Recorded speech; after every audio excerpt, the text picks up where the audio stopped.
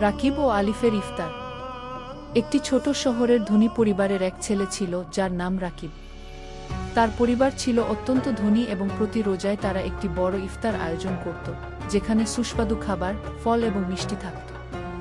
রাকিব এই ইফতার খুব পছন্দ করত, কিন্তু তার মন খারাপ হয়ে যেত যখন সে দেখতে পেত তার প্রতিবেশী গরিব বন্ধুরা খুব সাধারণ ইফতার করছে। একদিন রাকিবের বাবা তাকে শেখালেন অন্যদের সাহায্য করার গুরুত্ব এবং এর ফজিলত। রাকিবের এক গরিব বন্ধু ছিল যার নাম আলিফ। আলিফ একটি ছোট্ট বাড়িতে থাকত এবং তার পরিবার গরিব হওয়ায় ঠিকভাবে ইফতার করতে পারত না। একদিন রাকিব আলিফের বাড়িতে গিয়ে তাকে তাদের সাথে ইফতার করার জন্য দাওয়াত দিল। আলিফ অবাক হয়ে এবং আনন্দিত হয়ে বলল, আমি কখনো এমন একটি জমকালো ইফতারে আমন্ত্রিত হইনি কি। সেই সন্ধ্যায় রাকিব এবং আলিফ একসাথে বসে ইফতার করার সময় রাকিবের বাবা অন্যদের সাথে ইফতার শেয়ার করার বরকত সম্পর্কে বলছিলেন। তিনি বলেছিলেন, যখন কেউ তার ধনসম্পদ অন্যের উপকারে ব্যয় করে, তখন আল্লাহ অনেক খুশি হন।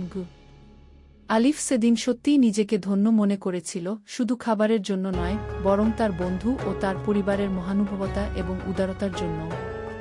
রাকিবও তার হৃদয়ে ভালো লাগা অনুভব করছিল, কারণ সে বুঝতে পেরেছিল যে ইফতার যখন অন্যদের সাথে ভাগাভাগি করে খাওয়া হয়, তখন তা আরও বিশেষ হয়ে ওঠে।